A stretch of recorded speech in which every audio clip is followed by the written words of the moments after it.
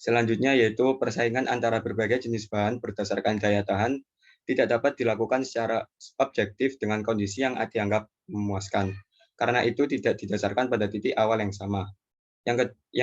Selanjutnya yaitu adopsi spesifikasi perspektif menggunakan standar barat yang digunakan untuk iklim yang ekstrim. Yang selanjutnya yaitu berbagai bahan yang tersedia untuk aplikasi struktural dengan sistem perlindungan telah berkembang pesat selama dekade terakhir. Selanjutnya yaitu pasar menyukai bahan dan produk yang dibuat khusus, bersifat menentukan persyaratan dapat menjadi penghalang untuk perkembangan tersebut. Dan yang terakhir yaitu tanggung jawab atas kinerja produk semakin bergeser ke pabrikan yang tidak bisa lagi bersembunyi di balik perspektif standar spesifikasi.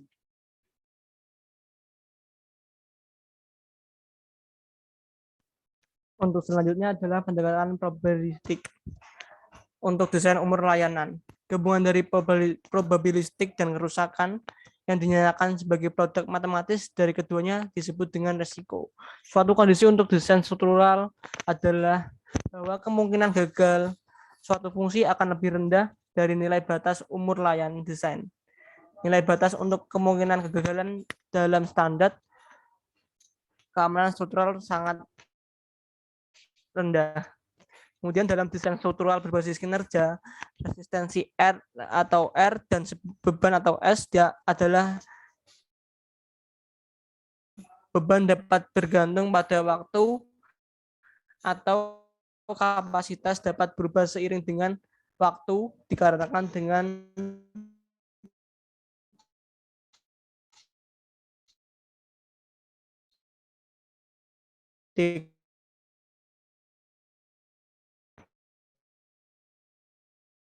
untuk kinerja struktur.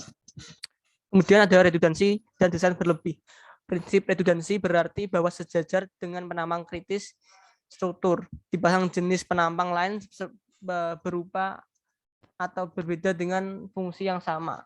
Ini dapat mengambil alih seluruh fungsi segera setelah bagian pertama gagal, atau dua elemen struktural dapat berfungsi redundansi aktif, tetapi jika salah satunya dari keduanya gagal, yang lain dapat mengambil alih fungsi penuh. Jika desain struktur tidak memadai dan tidak ada proses kerusakan yang diperhitungkan, setiap penurunan sifat struktural bahan struktural seperti korosi pada baja atau serangan jamur pada kayu akan menyebabkan situasi di mana persyaratan keselamatan tidak lagi terpenuhi. Next. Kemudian ada strategi pemeliharaan. Desain umur pakai harus mencakup pemeliharaan struktur. Selama tahap desain, pilihan dapat dibuat antara meminimalkan perawatan atau mengoptimalkan biaya siklus hidup atau mengoptimalkan efek lingkungan dari struktur. Dalam prakteknya, pemeliharaan struktur teknik memiliki berbagai tujuan. Yang pertama yaitu mencegah pemeliharaan yang korektif dan memastikan bahwa struktur selalu berkinerja di atas tingkat minimum yang ditentukan selama umur layan.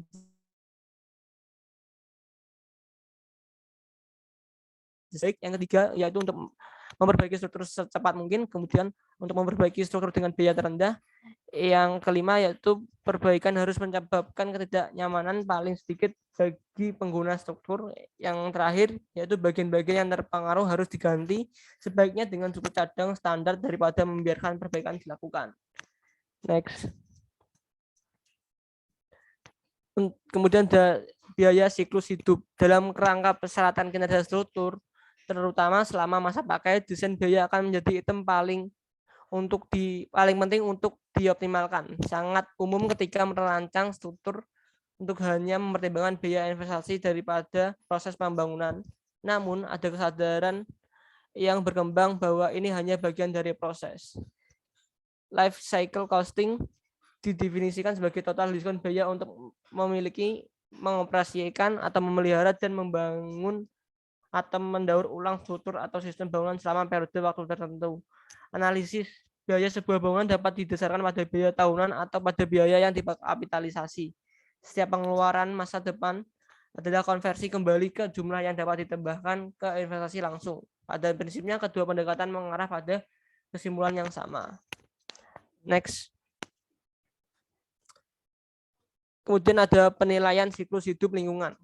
pengembangan berkelanjutan merupakan isu utama di banyak negara. Industri bangunan di Eropa bertanggung jawab atas sekitar 40% dari total dampak lingkungan. Oleh karena itu, manfaat lingkungan dalam industri ini akan memberikan kontribusi besar bagi keberlanjutan.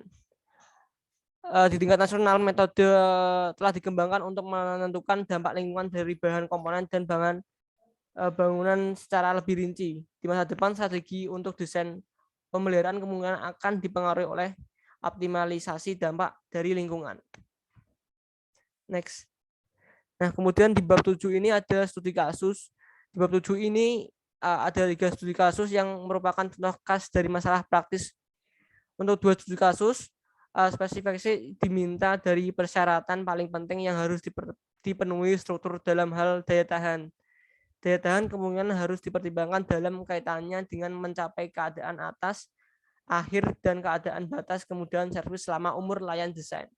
Ini dapat diperluas ke persyaratan fungsional lainnya seperti keselamatan, kebakaran, dan persyaratan kinerja energi. Nah, target yang terkandung dalam spesifikasi harus mengandung berkaitan dengan ukuran kinerja tunggal dari keluaran tertentu, kemudian diekspresikan secara sederhana, kemudian ditentukan kerangka waktu atau tonggak sejarahnya, kemudian ditentukan untuk setiap ukuran yang dipilih, kemudian harus dapat diukur misalnya angka dan persentase aktual yang harus dinyatakan, kemudian menyebutkan cara pengukuran kecuali jika sudah jelas misalnya pengukuran waktu, kemudian bersikap realistis dan dapat dicapai tetapi menantang, kemudian yang terakhir didefinisikan dalam istilah-istilah yang berhubungan dengan penyampaian keluaran. Untuk studi kasus yang pertama yaitu jembatan baja dan beton di lingkungan laut yang hangat. Jadi studi kasus ini mencakup 2 jembatan yang harus dirancang dan harus menjangkau anak sungai di pantai Mumbai di India. Salah satunya adalah jembatan gantung kabel, yang lainnya adalah jembatan cantilever. Nah, kedua jembatan ini harus memiliki masa pakai 75 tahun tanpa pemeliharaan yang korektif. Nah, kemudian bagaimana cara tersebut dicapai, yaitu dengan mekanisme kerusakan yang relevan. Yang pertama dengan mekanisme kerusakan yang relevan, yaitu yang pertama ditinjau dari kondisi exposure. Kondisi exposure jembatan harus diketahui untuk menentukan kondisi kerusakan yang relevan. Di iklim di Mumbai dapat dirincikan sebagai lingkungan laut yang hangat. Jadi karena posisi jembatan di sepanjang pantai kita dapat mengasumsikan bahwa beban korida akan tinggi, pengeringan beton akan terbatas, dan polusi udara akan rendah untuk kondisi exposure-nya. Kemudian next. Kemudian ada beton untuk tiang dan jembatan cantilever. Berdasarkan bab 3 sebelumnya mengenai beton, mekanisme berikut ini relevan dengan bagian beton struktur. Di beton struktur itu ada korosi tulangan yang dipacu oleh korolida pada beton di zona pasang surut, percikan, semprotan, dan atmosfer. Pelapukan oleh garam perlu dicatat bahwa karena kelembapan yang umumnya tinggi, kerusakan akan lebih sedikit daripada di iklim yang laut yang hangat dan gersang seperti di sepanjang Teluk. Kemudian ada tendon pasca tarik.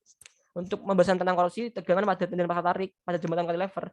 Korosi tendon pada jembatan segmental pracetak pasca tarik umumnya disebabkan oleh yang pertama, rongga yang ada di dalam nut yang digunakan untuk mengisi seluruh tendon dan melindungi baja dari prategang. Kemudian 2, grouting yang tidak memadai memungkinkan air untuk menembus ke dalam saluran dan memulai korosi pada tendon dan berpotensi menyebabkan kegagalan struktur. Kemudian yang ketiga, kegagalan perlindungan korosi pada tendon saat melewati sambungan segmen jembatan. Untuk sambungan ini, expositor korek api biasanya diterapkan. Kemudian ada dik jembatan baja. Mekanisme deteriorasi berikut harus diperhitungkan berdasarkan pembahasan pada bab 2 sebelumnya. Yang pertama adalah kelelahan korosi sejauh ini yang paling sering terjadi pada dik jembatan. Kemudian korosi seragam pada baja yang tidak dilindungi. Kemudian korosi lubang dapat terjadi dalam kasus lapisan pelindung non-konduktif seperti lapisan organik.